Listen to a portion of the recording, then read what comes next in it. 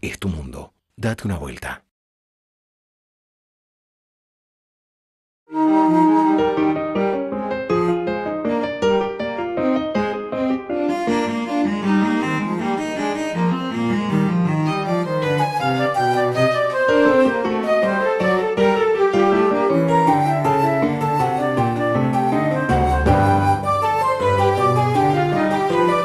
Festival Internacional Música Clásica por los Caminos del Vino. Mendoza, Espíritu Grande.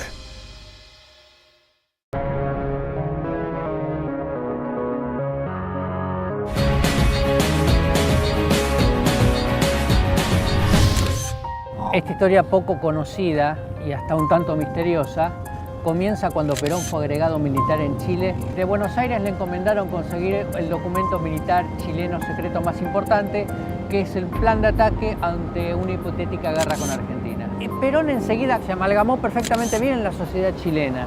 A Perón le ordenan esta misión, conseguir esos documentos secretos.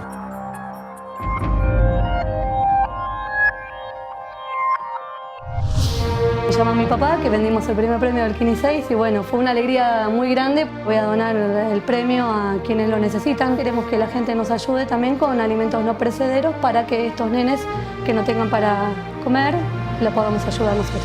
Uno hace un bien ayudando a quienes más lo necesitan y yo considero eso, ellos lo necesitan más que yo.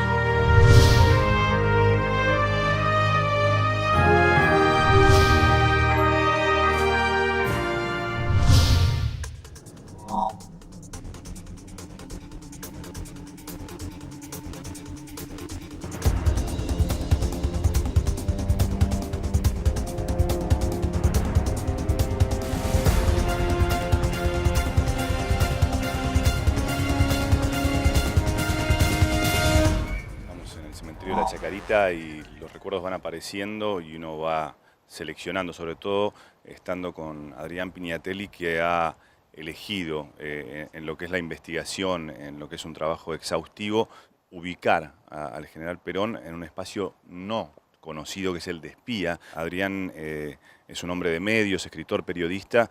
¿Perón espía, Adrián? Sí, Perón espía. Perón espía cuando fue agregado militar en Chile entre 1936 y 1938. Entonces, cuando estuvo en Santiago de Chile, le encomendaron conseguir documentos militares secretos chilenos. Y aquí estamos cerca de una historia también que tuvo sus momentos complejos para la historia argentina. Claro, porque es la bóveda de la familia. Acá está el papá, está la mamá y algún otro familiar. ¿Estuvo en algún momento su primera mujer? Estuvo en algún momento su primera mujer, Aurelia Tizón, y se dice que la familia de Aurelia Tizón, cuando Perón se casa con Evita, se lleva el cuerpo a Rosario por temor a posibles represalias. Y allí podemos también incluso conectar esta historia de investigación, este libro que cuenta la historia de Perón como espía en Chile, porque Aurelia era su mujer en ese momento. Aurelia era su mujer y fue acompañada por Aurelia. Y allí seguramente conoceremos parte de esta historia, porque en esto de buscar, de investigar, también ella como mujer de Perón en ese momento era parte de esa intriga, conectaba parte de las historias, ¿no? Ella era muy compañera de Perón. Ella lo ayudaba en sus tareas, en las clases que tenía que preparar, vivía para Perón. Aurelia ya evidenciaba algunos síntomas de la enfermedad que la llevaría a la muerte, y por eso tenía que viajar asiduamente a Buenos Aires. Y cuando venía a Buenos Aires, sí, traía documentos reservados que Perón mandaba a sus jefes acá. Juan Domingo Perón, la operación de espionaje de Perón y Lonardi en Chile. Lonardi fue quien terminó justamente esta operación de espionaje. Adrián Pignatelli es quien escribió este libro y quien nos va a contar esta historia. Vamos a sentarnos y vamos a conocer un poco más de algo que seguramente muchos de ustedes nada sabían.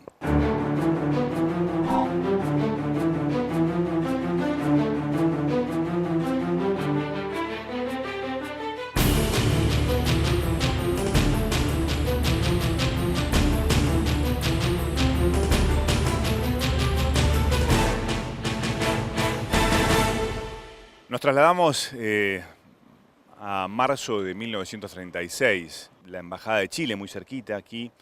Si proyectamos nosotros la mirada hacia otro lugar, nos vamos a encontrar también donde vivió Juan Domingo Perón, siendo presidente de la Nación, y en ese recorrido que hacemos, por un lado temporal, por otro lado visual, allí nos centramos en la historia, ¿no? Adrián, aparece Perón como un enviado del gobierno. ¿Cómo llega a hablarse de esta historia que sacás hoy a la luz? Esta historia poco conocida y hasta un tanto misteriosa comienza cuando Perón fue agregado militar en Chile entre 1936 y 1938. Allí viajó con su primera esposa, Aurelia Tizón, y de Buenos Aires le encomendaron conseguir el documento militar chileno secreto más importante, que es el plan de ataque ante una hipotética guerra con Argentina. Es decir, era muy puntual, sabía el gobierno argentino que había información clasificada contra Argentina en este caso. Todos los países tienen un plan de ataque previendo un ataque con una potencia limítrofe. Sí, y esa era su misión. Esa era su misión, Perón, como agregado militar, reportaba al jefe del ejército directamente. No reportaba al presidente de la Nación. ¿Y en ese momento quién era el presidente de la Argentina? Cuando Perón va a Chile, el presidente era Justo. Y él llega solamente con órdenes militares, pero no con un vínculo directo con Justo en cuanto a la misión. Vínculo con Justo ya tenía porque por la participación que tuvo Perón en el golpe del 6 de septiembre de 1930, Perón tuvo un papel vacilante en el golpe y se termina después inclinando por la posición de Justo. Recordemos que en ese momento estaba el general Uriburu y el general Justo. El general Uriburu deja la presidencia en el 31 y asume Justo en el 32. Llegan a Chile porque llega con su mujer. ¿Y cómo son esos primeros momentos de quien tiene que buscar información clasificada? Perón enseguida cautivó a la sociedad chilena. La cautivó, se metió en el bolsillo a los militares chilenos, enseguida irradiaba simpatía, era el encargado de representar a los agregados militares en las fiestas patrias. Es decir, enseguida se amalgamó perfectamente bien en la sociedad chilena. ¿Y cuál es su primer paso real de esta necesidad de llevar información a la Argentina? A mediados de 1937, a Perón le ordenan esta misión, conseguir esos documentos secretos. ¿Y él qué hace? Él contacta a un ex oficial del ejército chileno, Añez se llamaba, que había sido echado del ejército. Y le propone este negocio. Esta persona, jugador, no tenía un trabajo fijo, acepta. Pero ¿qué pasa? Esta persona estaba en la disyuntiva, como no estaba en el ejército, no tenía acceso directo a esos documentos. Entonces se contacta con un oficial en actividad que era su amigo y le propone participar del negocio. ¿Hablamos de negocio porque había dinero de por medio? Había mucho dinero de por medio. Los documentos que se buscaban estaban valuados en 77.000 pesos chilenos y calculá que un capitán del ejército de Chile cobraba 200 pesos. ¿Qué es lo que pasa? Este exoficial chileno, Añez, se contacta con esta otra persona, Figueroa, de apellido, y Figueroa simula aceptar del negocio. Pero ¿qué pasa? Va a verlo al jefe del ejército de Chile y le cuenta todo. Entonces el jefe del ejército de Chile, ¿qué dice? No los delatemos, sigámosle el juego para ver hasta dónde llega esta red. ¿Y cómo sigue entonces? Toma contacto, sabe que va a tener los documentos, se los dan, ¿qué le entregan? Le prometen a Perón que los documentos van a estar, que la operación se puede hacer. Mientras tanto, los chilenos, ¿qué hacen? Arman documentos apócrifos. Claro. Toda una catarata de documentos falsos. Negocian el dinero, hay mucha negociación del dinero. Y en esto estamos hablando de mediados del 37. A comienzo del 38 a Perón lo relevan del cargo, le ordenan volver a Buenos Aires. ¿Y él hasta dónde había llegado? Él había llegado hasta la promesa de conseguir los documentos. Pero no se los habían dado. No se los habían dado porque de Buenos Aires no le mandaban el dinero. Y en ese momento él tenía intermediación, él enviaba información, si bien no tenía los documentos, a Buenos Aires. Claro, toda función del agregado militar es de enviar información a su jefe del arma, en este caso el jefe del ejército, y él mandaba informes reservados, o los mandaba por valija diplomática, o los mandaba a través de su esposa, Aurelia Tizón.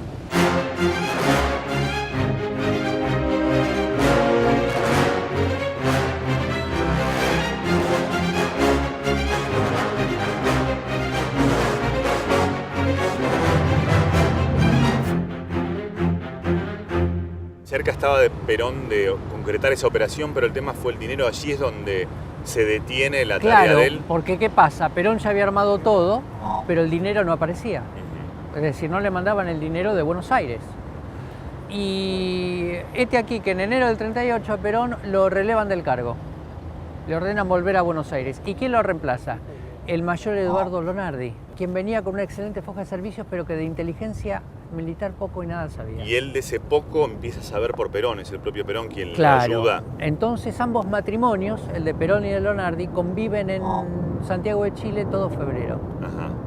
Durante ese mes de febrero, Perón se ocupa de ponerlo al tanto a Lonardi de todos los asuntos pendientes de la embajada, especialmente de esta operación. Él le dice, tenés que seguir con esa operación, directamente. Él textualmente le dice, la operación ya está cerrada, vos solamente tenés que poner las manos para que las brevas te caigan arriba de la mano, ya está todo armado. Vuelven a cruzarse, ¿no? Lonardi y Perón en algún momento de la historia. Bueno, Lonardi y Perón, Lonardi después sigue su carrera como general y en el 55 Lonardi es el que lo derroca a Perón, curiosamente. Sí. Y finalmente Lonardi, ya establecido en Chile, es el que termina de arreglar esa operación. Claro, pero a Lonardi no le cerraban algunos detalles de la operación y pide órdenes a Buenos Aires. Ajá. Y en Buenos Aires le dicen, termine la operación que empezó Perón. ¿Y cómo la termina él? Tiene que conseguir un fotógrafo. ¿Para qué? Para fotografiar los documentos. Sí. Los documentos se lo iban a sustraer de una caja fuerte, se iban a fotografiar y se los iban a devolver en esa caja fuerte sin que nadie notara la ausencia. Ajá. ¿No? Lonardi estaba en un departamento de un fotógrafo argentino, Alejandro Arseno, junto con el resto de los chilenos conspiradores, y cuando estaban tomando las fotografías de los documentos, entra la policía de investigaciones y detiene a todo el mundo. ¿Inclusive a Lonardi? Inclusive a Lonardi, que no tenía documentos consigo. Y cuando toman constancia de que él es un agregado, que... La policía sabía que esa persona Claro, era sí. Lonardi. Sí. Se hacen los desentendidos y ¿qué hacen? Le hacen tomar declaración, prestar declaración. ¿Y él allí se sabe qué comentó o qué decía? Está la declaración en el libro, Ajá. donde involucra a Perón desde ya la primera línea. Esto fue obra del señor Perón, tal cual está en su declaración. Vio la inmunidad diplomática de Lonardi porque era personal de embajada, no Claro. tenía por qué prestar declaración. Termina de prestar declaración y lo echan del país. Lo echan. Sí, lo ¿Y hay deportan un del país. conflicto entre gobiernos o cómo se resuelve? Hay una carta, justo había asumido Ortiz la presidencia en reemplazo de Justo, y hay un pequeño roce, hay un intercambio de cartas entre ambos presidentes. El presidente chileno era Alessandri, pero todo queda, a la semana todo queda ya tapado. ¿Y cómo termina para Lonardi esa historia? Para Lonardi termina muy mal. Lonardi termina con una úlcera estomacal, perdió 20 kilos de peso, fue un disgusto terrible, porque él siempre aseguró que cumplió las órdenes tal cual Perón se las había impartido. Porque Perón en Buenos Aires lo primero que dijo fue, no cumplió las órdenes tal cual yo se las había dicho. ¿Qué explicaba el general Perón en ese entonces? ¿Qué decía? ¿Por qué no? Que para Perón decía que fue una imprudencia haber tomado las fotografías en la casa de un particular, sino que la tendría que haber tomado en sede diplomática. Y Lonardi dijo, a mí Perón nunca me dijo eso.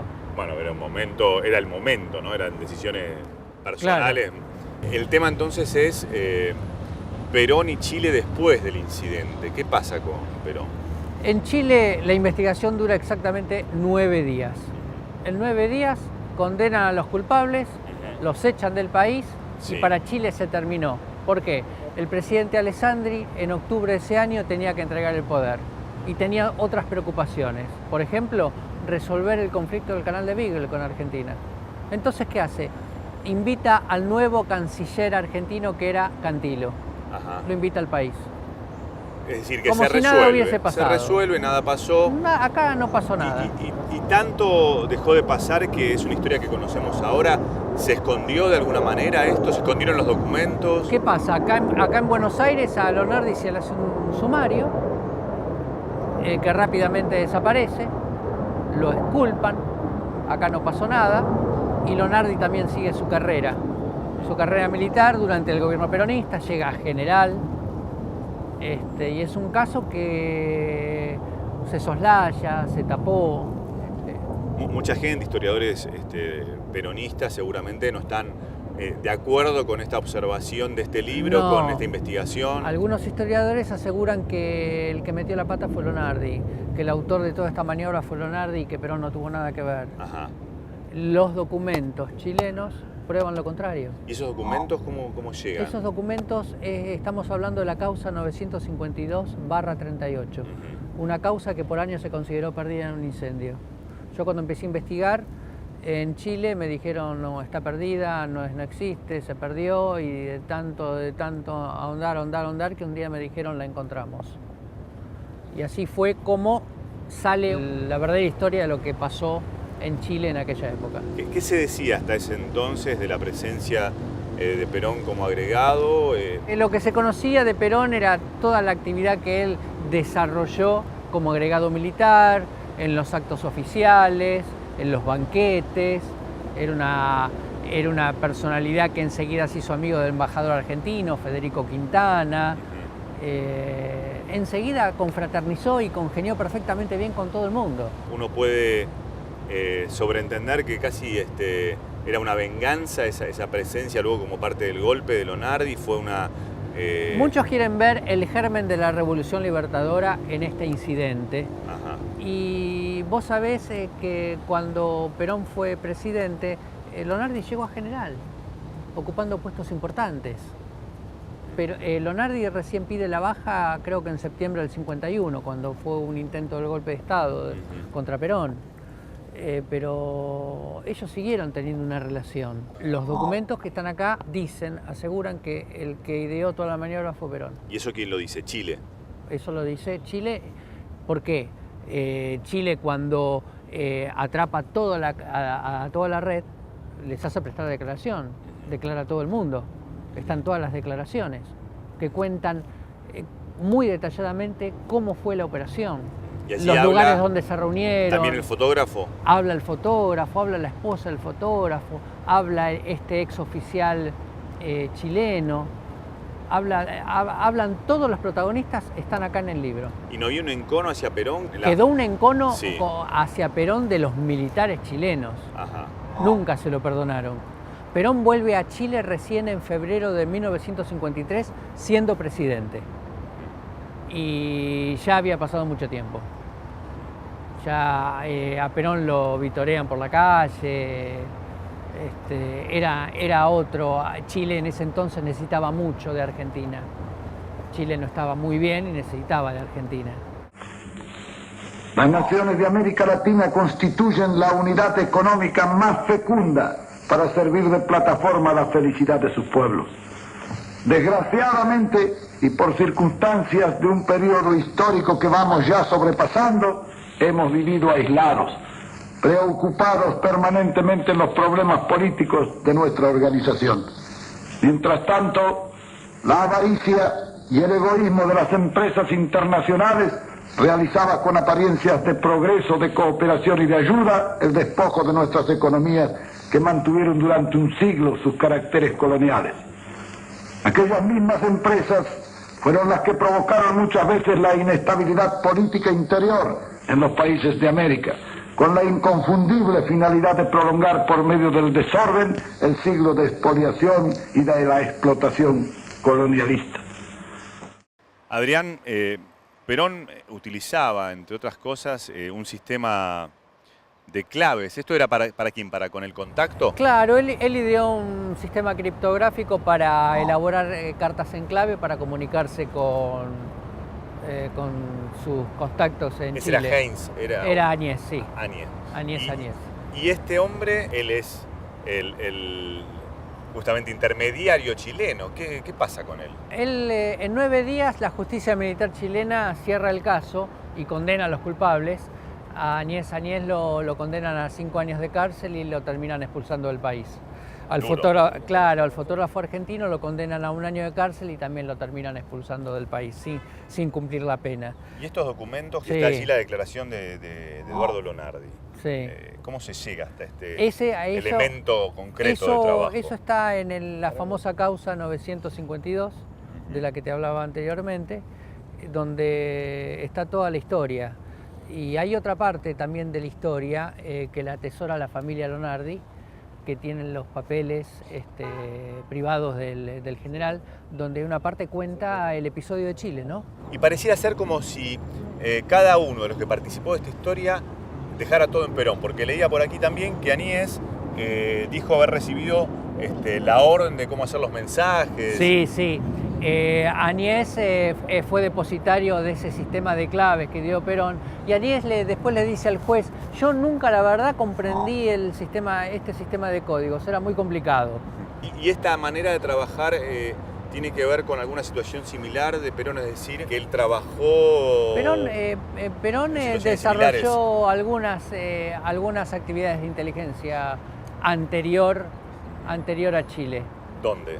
Perón en el año 31 encabezó una misión, participó de una misión a la frontera norte del país antes de que estallara la guerra del Chaco. Era una misión donde se la denominó demarcadora de límites, pero que en realidad iban a explorar lugares donde meses después se desarrollarían cruentos combates entre bolivianos y paraguayos. ¿Y qué tenía que hacer? ¿Cuál era la misión? Informar. Informar de lo que estaba pasando. Informar. Y posteriormente, en el año 32, Perón fue ayudante del ministro de Guerra, era el general Manuel Rodríguez, y si bien esta misión no se llevó a cabo, Perón tenía la misión de viajar al norte con la frontera con Paraguay y provocar un incidente armado entre Bolivia y Paraguay para acelerar el comienzo de la guerra. Y allí en esos casos también hay elementos probatorios, de Esos investigación. Son más que nada de la misión de la frontera norte, sí. De lo otro es una versión.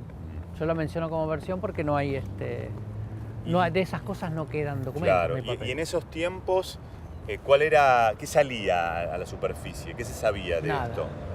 Nada de nada. Nada. No, y aparte, si vos vas a consultar el legajo militar de Perón, no vas a encontrar nada de lo que te estoy contando. No hay nada.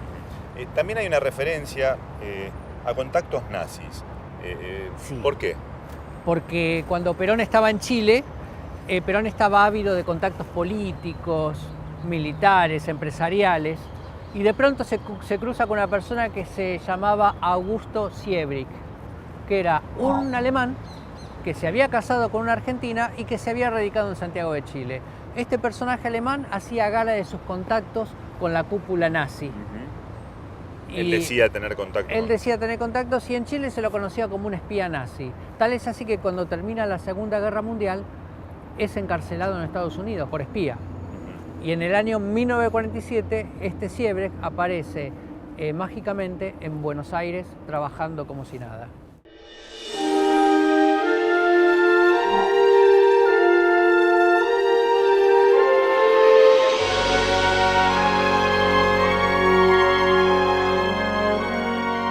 Cuando uno quiere saber sobre Perón los antecedentes y va al archivo militar, pide el legajo de Perón, y lo único que le traen a uno son fotocopias, y las fotocopias de lo que alguna vez fue el legajo de Perón desaparecieron y quedaron las fotocopias. Los originales no están, pero el que robó los originales no se dio cuenta que alguien le habían dado a hacer un índice, y en el índice puso todas las páginas.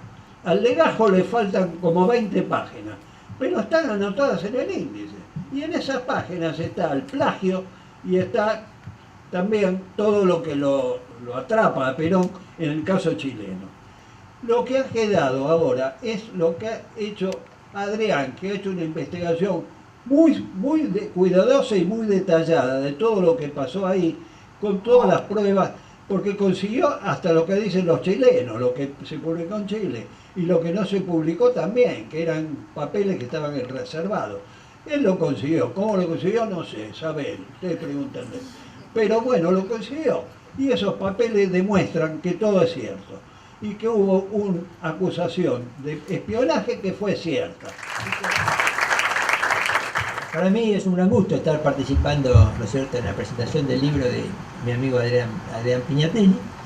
Se ha escrito tanto sobre Perón que dice, ¿qué algo nuevo puedo decir sobre Perón? Bueno, acá Adrián dice algo nuevo sobre Perón, no porque sea nuevo el episodio del espionaje, sino porque hace una investigación realmente, ¿no es cierto?, muy completa, accede a la causa penal que los chilenos hacen sobre, ¿no es cierto?, sobre este caso, y logra realmente un libro sumamente interesante.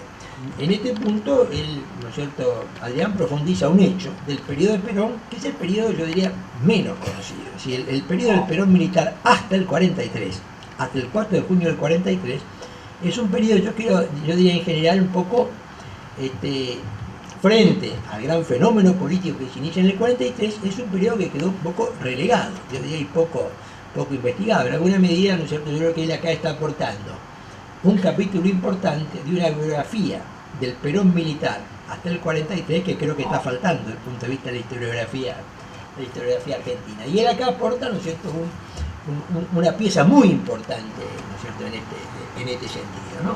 Esta es una época en los años 30 donde la inteligencia militar no existía. Existía el espionaje, pero no existía la inteligencia militar. No había oficiales de inteligencia, no había la escuela de inteligencia. La escuela de información del ejército recién la crea Perón, presidente en los años 40. Es decir, no había oficiales de inteligencia, ni siquiera había jefatura de inteligencia en el Estado Mayor. Posiblemente yo creo que lo que surge de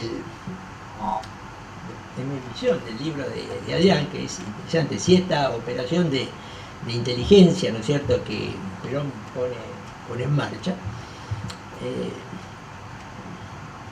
si estaba asignada por el Ministerio de Guerra o si a Perón, ¿no es cierto?, le muestran la posibilidad de hacerla en Chile y Perón la propone, ¿no es cierto?, al Ministerio de Guerra. Creo que es un libro importante. Perón es uno de los temas que más importan en la política argentina, y con razón, porque ha sido el líder político más importante del siglo XX, más allá que uno esté a favor, ¿no es cierto?, o en contra de Perón.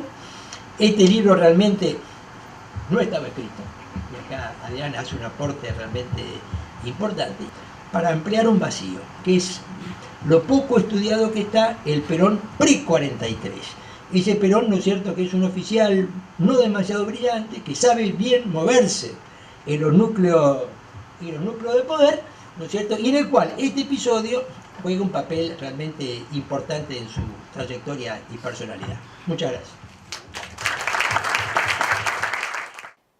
Adrián Pignatelli es el autor del libro El espía, Juan Domingo Perón, la operación de espionaje de Perón y Lonardi en Chile. Contanos qué fue lo que te motivó para investigar a esta figura tan popular y querida y controversial también como Perón.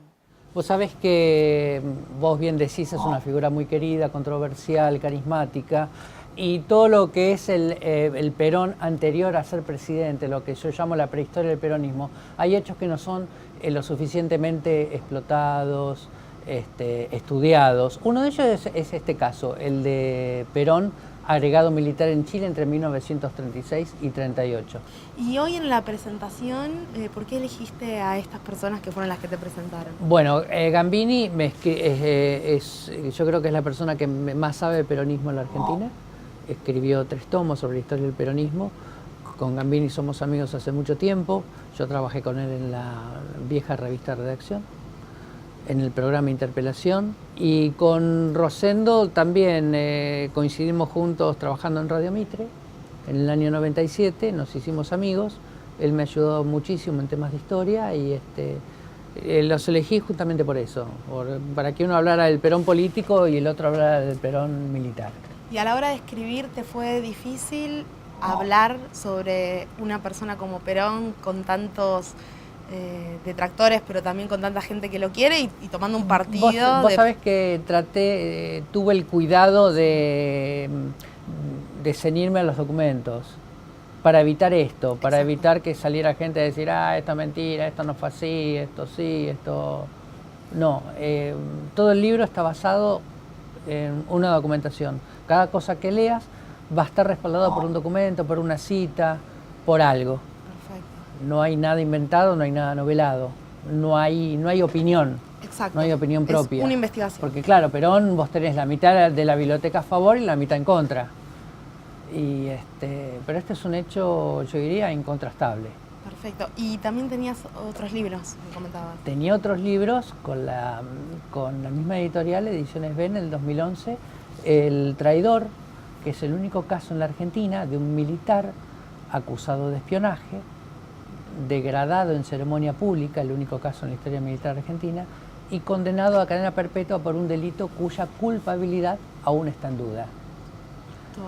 Todavía está en duda.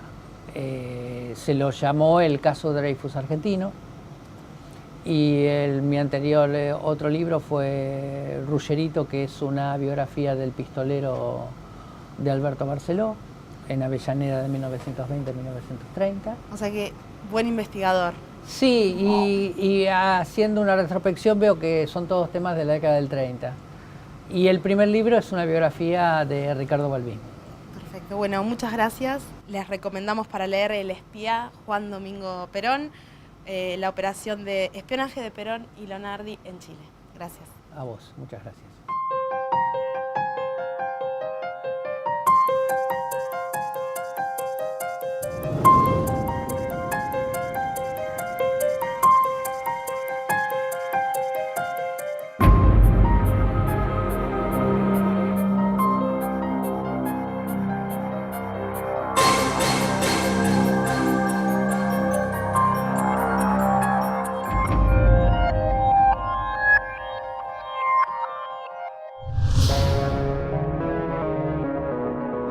Me llama mi papá, que vendimos el primer premio del Kini 6 y bueno, fue una alegría muy grande. Voy a donar el premio a quienes lo necesitan. Queremos que la gente nos ayude también con alimentos no perecederos para que estos nenes que no tengan para comer, lo podamos ayudar nosotros. Uno hace un bien ayudando a quienes más lo necesitan y yo considero eso, ellos lo necesitan más que yo.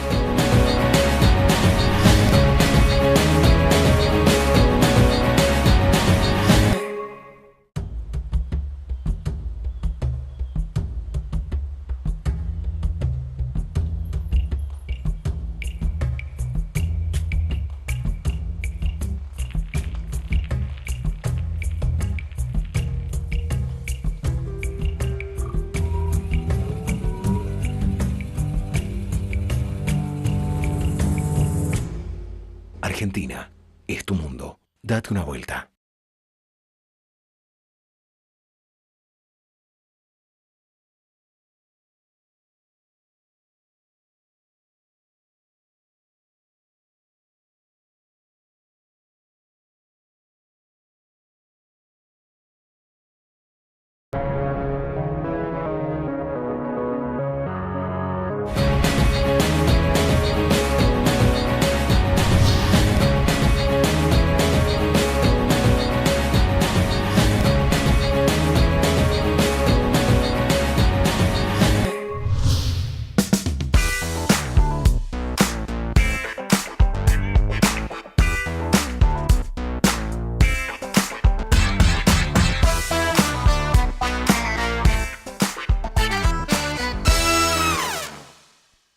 Llegamos a Villa Luzuriaga, estamos con Silvia Tejero. Ella es la dueña de este comercio de venta de quiniela y la vendedora del segundo premio más grande que entregó el Kini 6 en la historia. Fueron 23.760.462 pesos que se los ganó un desconocido hasta el momento, pero ¿cómo recordás ese momento? Fue muy lindo porque bueno, fue vendido por mí y bueno, sabemos que es una persona, pero verdaderamente quién es la persona que lo ganó, no. Sospechamos de mucha gente, pero bueno. El acreedor no pasó. El acreedor no pasó, exactamente. ¿Y cómo fue que te enteraste vos que habías vendido ese premio tan importante? Porque bueno, fue muy insólito como me pasó. Yo soy fanática de River y estaba en la cancha y me llega un mensaje de un vecino diciéndome que me felicitaba. Y yo no entendía nada por qué me felicitaba. Digo, porque Ponce hizo el gol. Dije, no puede ser.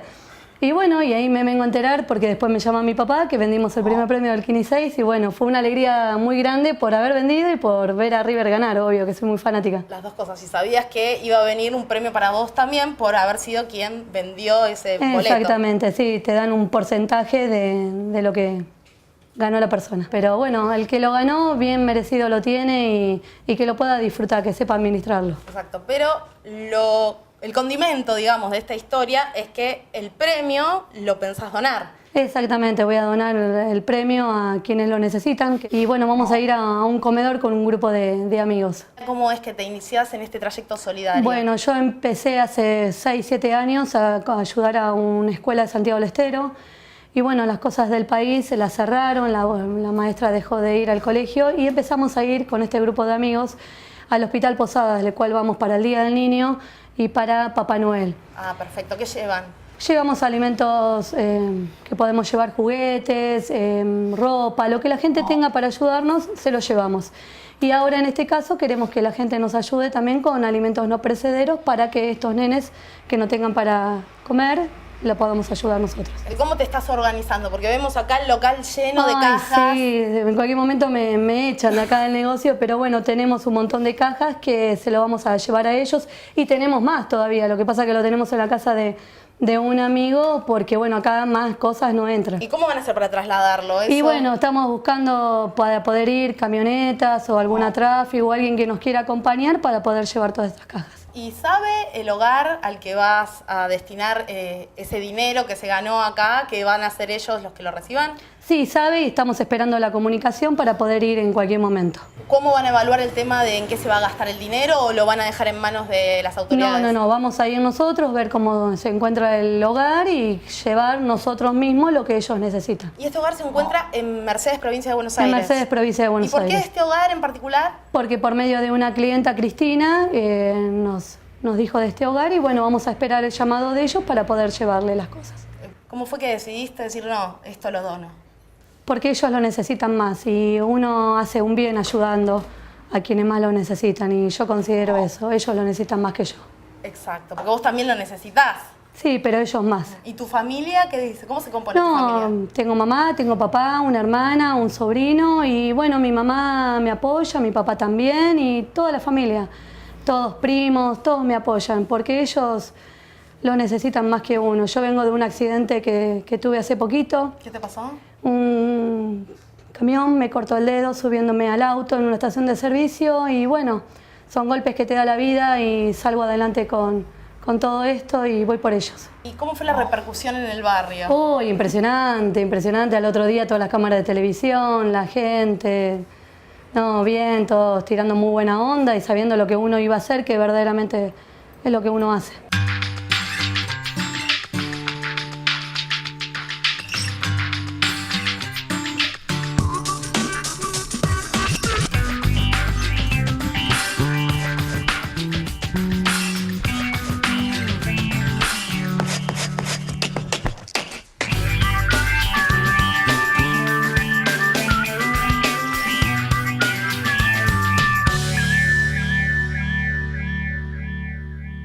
Jorge Ortega es vecino de Villa Luzuriaga y es la mano derecha de Silvia porque es el que colabora para organizar el tema de las donaciones. Las donaciones. ¿Hace cuánto que participás o que con ella estás? Con ella que estoy yendo era unos 5 años. ¿Hace 5 años? Más o menos. ¿Y cómo fue que empezó? Yo era padrino de una escuela de Santiago del Estero, después yo le conseguí una escuela a ella, pero bueno, como a Santiago no se pudo ir más. ¿Qué pasó en Santiago? Y no se podía ir más por el costo, los viajes, uno lo tenía que pagar uno, ya era muy caro. Claro. Entonces no pudimos ir más. Ella empezó yendo al Hospital Posada, fue 1 o 2 veces solo, después me dijo a mí, y bueno, de ahí, a partir de ahí, me enganché con ella a ir todo para el Día del Niño y Navidad, ir 2 veces en el año. ¿Y cómo es la labor? ¿Cómo se organizan para convocar a los vecinos? ¿Cómo hacen?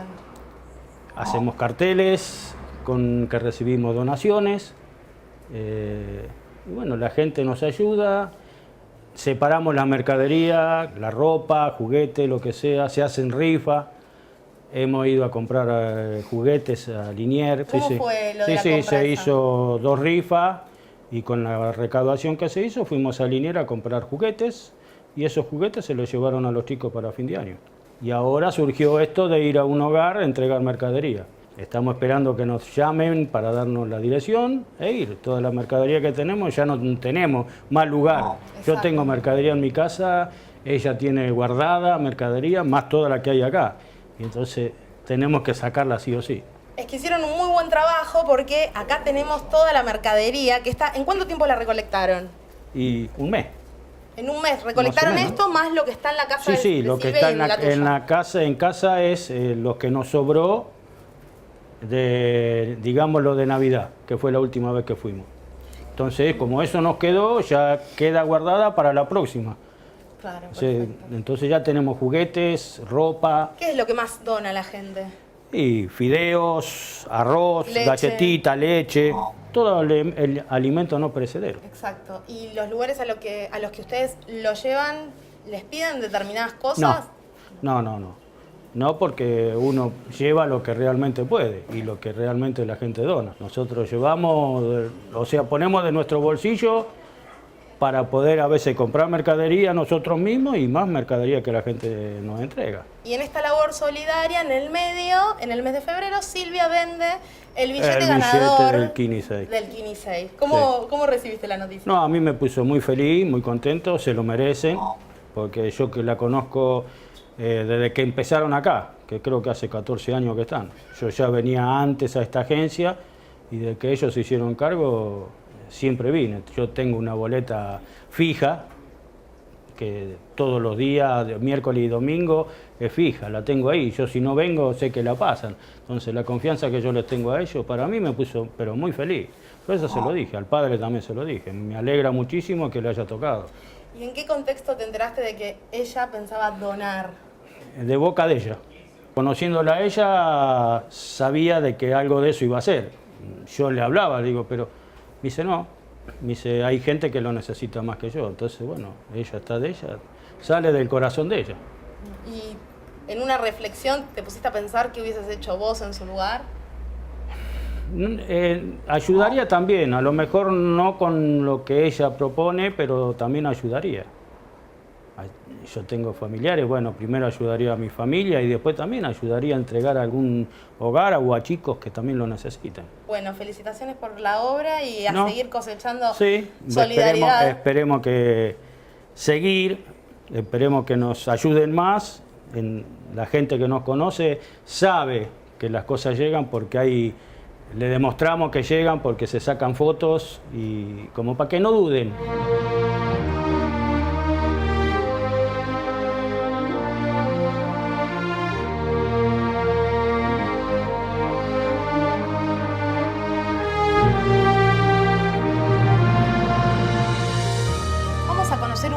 Más sobre este corazón solidario de Silvia y nos vamos a meter en tu familia, Silvia, y acá tenemos algunas fotos. A ver, contanos quiénes son las personas de tu vida. Acá tenemos a mamá, papá, mamá Ana, papá Manuel, Laura mi hermana y obviamente yo. Son muy importantes en mi vida y son el sostén de cada día mío. ¿De ahí viene el corazón solidario? De mamá heredamos el corazón solidario. Ella siempre de joven me enseñó que hay que ayudar a quien lo necesita y por eso heredé de ella este don. ¿A quién más tenemos en la Después familia? tenemos a mi segundo papá Luis y mi prima Margarita, que son muy importantes para mí. Que bueno, es mi segundo papá y lo quiero muchísimo a ellos. También tenemos a mi padrino, que es la persona que amo. Él me enseña día a día muchas cosas. Después tengo a mis dos amores, Ariel y Nadia, que son mis sobrinos, son lo más importante que tengo. Acá está su mamá y su papá, Sandra, mi amiga de hace muchísimos años, compartimos muchas cosas juntos. Y bueno, esa es mi familia, mi pequeña familia. También vemos que sos creyente, devota del Papa en este caso. Totalmente, ahora. el Papa Francisco y la Virgen San Nicolás y la Virgen de Luján son lo más importante para mí. ¿Fue de ellos de los que te sostuviste cuando nos contaste del accidente que tuviste? Totalmente, yo ese día estaba yendo a la Virgen de San Nicolás porque tengo a mi mamá muy enferma y iba a pedirle a ella, a la Virgen, para salvar a mi mamá que estuvo muy grave y también al Papa Francisco pedirle que me ayudara y ellos son los que me ayudaron a que hoy a mi mamá la tengo conmigo. ¿Y tuviste un accidente en ese momento? Yo el 22 de septiembre estaba yendo con mis sobrinos y mi amiga a la Virgen de San Nicolás y en una estación de servicio una persona no me vio que me estaba subiendo al auto y me ha cortado el dedo gordo, o sea, de la mano. Con el camión que daba la mano. Claro, con el acoplado me iba arrastrando. Y bueno, son accidentes que nos pasan en la vida. Pero esta persona se fue. Sí, se fue. Él no sé por qué toma la determinación de dejarme a mí tirada con mis sobrinos, pero bueno, solo él sabe lo que hizo verdaderamente. Sin embargo, vos, que hoy tenés la posibilidad de quedarte con un dinero que te va a servir también, no pagas con la misma moneda y, Totalmente. Y tu corazón sigue solidario. Obviamente. ¿Pudieron dar solo... con el paradero de él? Sí, sí, ya sabemos quién es y todo, pero bueno, él solo sabe lo que hizo y yo solo sé también lo que hago por quien lo necesita. Acá tenemos también las gratificaciones sí, eso es de la escuela de solidaridad. De Santiago del Estero, me han hecho dibujitos, cartitas, los nenes. Y bueno, te fortalece el corazón todas estas cosas que te hacen ellos. Exacto. Acá más abajo hay cartas, hay dibujos. Totalmente, de los nenes. ¿Todo esto reciben? Esas son las cartas que me hacían los nenes. ¿Y cuando lees esto, qué se te cruza por la cabeza? Es muy emocionante, te fortalece el corazón. Ellos son nuestro futuro, los chicos, totalmente. Acá tenemos la parte más linda de todo esto. Los números ganadores, exactamente. Exactamente. Esto te lo mandan, ¿no? Te lo manda Lotería exactamente una vez terminado el sorteo. Y los números ganadores son el 4, el 6, el 11, el 23, el 27 y el 44. Lindos números. Hermosos números, si lo hubiéramos jugado nosotros también, ¿no? Estos números ganaron 23 millones de pesos. Bastante. ¿Qué número? Bastante. ¿Qué número? Y también este boleto sirve para ayudar a quien lo necesita, porque en tu caso decidís donar tu parte. Sí, eso es lo que voy a hacer y siempre, siempre lo pensé en donar mi parte. Yo estoy bien, medianamente también uno lo necesita, pero ellos más que nosotros.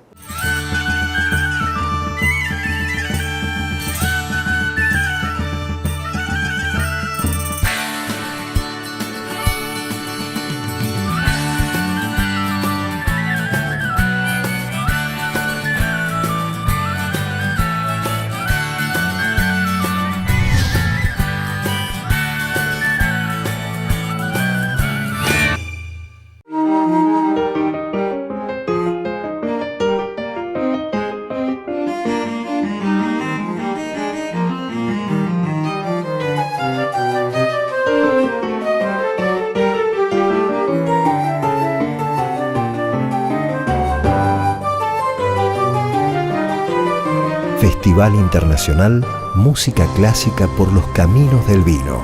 Mendoza, Espíritu Grande.